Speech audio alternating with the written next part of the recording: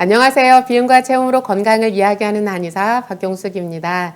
제가 지난 시간에 이런 말씀을 드렸어요. 가장 건강하게 오래 살 수 있는 체형은 약간 비만한 체형이다. 이런 말씀 드렸는데요. 오늘도 체험에 대한 이야기를 이어갈까 합니다. 어제 이런 분이 내원하셨었어요. 저한테 많이 오시는 분들이죠. 소화장애가 있고, 그리고 체중이 많이 감소되어 있고, 그리고 이제 기력이 현저하게 떨어져 있는 이런 분이 오셨는데, 네, 이 환자분께서 하시는 말씀이 그동안 이제 몸이 안 좋을 때마다 병원이나 한의원에 이제 내원을 하게 되면 염증 관리를 위해서 이런 것을 먹지 마라. 그리고 체질에 맞지 않는 음식이니 또 이러이러한 것은 먹지 마라. 심지어는 뭐 콩을 먹지 마라, 생선을 먹지 마라, 멸치를 먹지 마라, 우유를 먹지 마라. 이렇게 먹지 말라는 것들이 너무 많더라는 거예요.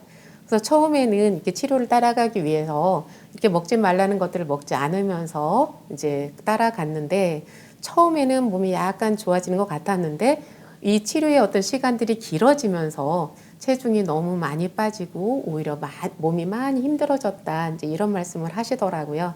자, 오늘은 이것저것 먹지 마라가 아니라 먹을 수 있는 것을 많이 먹자. 이런 얘기를 제가 해볼까 합니다.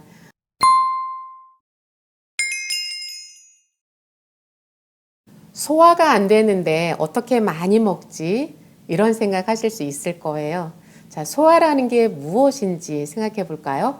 자, 소화라는 것은 한마디로 정의하면 큰 입자를 아주 작은 입자로 쪼개는 과정이다.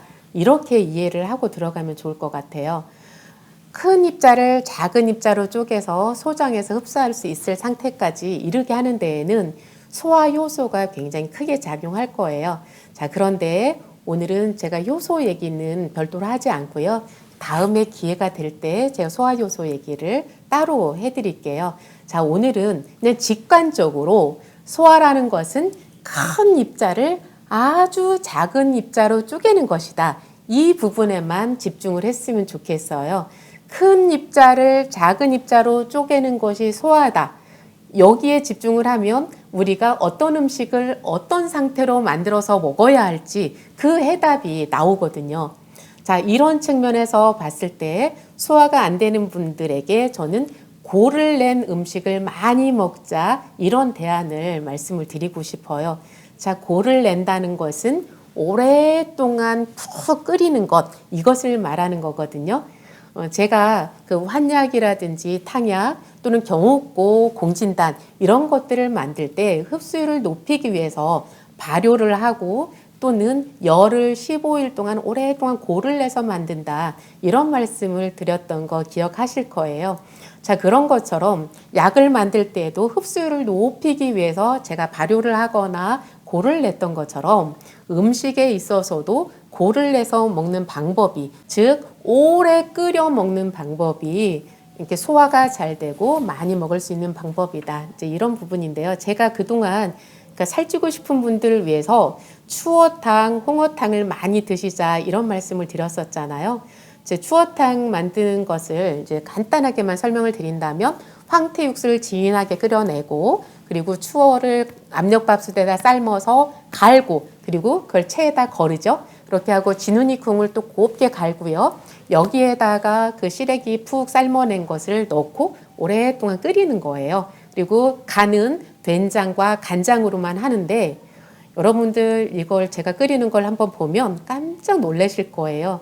한두 시간 끓이는 게 아니라 3시간, 4시간을 계속 저어가면서 오랫동안 끓이거든요.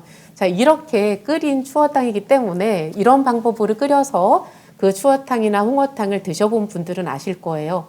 의외로 속이 편안하고 소화가 잘 되네. 이런 생각을 하셨을 건데요. 자, 이렇게 오래 끓이되 근데 거기에 영양을 많이 이왕이면 영양을 많이 담을 수 있는 그런 음식을 많이 먹자.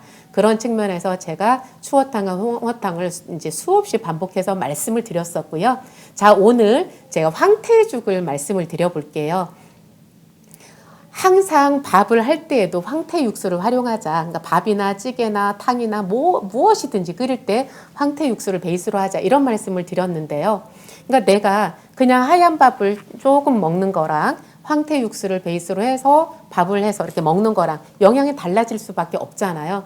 그런데 평소에 이제 소화장애가 심하고 밥을 잘 드실 수 없는 분들은 이렇게 죽을 끓여서 드신다고 해요. 근데 그 죽마저도 그냥 하얀 죽을 이렇게 묽게 쑤어서 이렇게 드시는 거죠. 조금만 생각을 해보면 사실 우리가 그 밥을 이만큼을 갖다가 물을 많이 넣고 푹 끓이면 밥 이만큼이 죽 이만큼으로 되잖아요. 그래서 우리가 흰죽을 먹어가지고는 도저히 살이 찔 수가 없는 거예요. 내가 소화가 안 되니까 어쩔 수 없이 죽을 먹기는 하지만 그렇게 해가지고는 그냥 겨우겨우 유지할 뿐이지 살이 찌는 게 아니라 오히려 점점 빠지게 되어 있거든요. 자, 그럴 때 어떻게 먹느냐? 황태죽을 끓인다는 것이 제가 황태 육수로 밥을 하자고 했잖아요. 근데 그 황태 육수를 더 진하게 끓이는 거예요. 그러니까 물 이만큼 넣고 황태 그냥 몇 가지 이만큼 넣어서 육수를 끓이는 게 아니라 그냥 황태를 거의 가득 넣고 거기다 물 이렇게 거의 잠길까 말까 그렇게 넣고 그냥 황태를 아주 진하게 끓이라는 거죠. 아니면 황태를 그냥 갈아버리는 거예요. 곱게 갈아가지고 그거에다가 이제 그 죽을 쓰는 거죠. 근데 그냥 황태로만 죽을 쓰면 맛이 없으니까 황태, 표고버섯, 대파, 마늘, 양파, 다시마 이거를 넣고 진하게 끓여서 그 물에다가 죽을 쓰라는 거예요. 그러면 이것은 흰죽하고는 뭐 거의 비교가 안 될 정도로 거의 보약에 가까울 정도로 영양을 충분히 채울 수 있다고 생각을 하셔도 되는 거예요.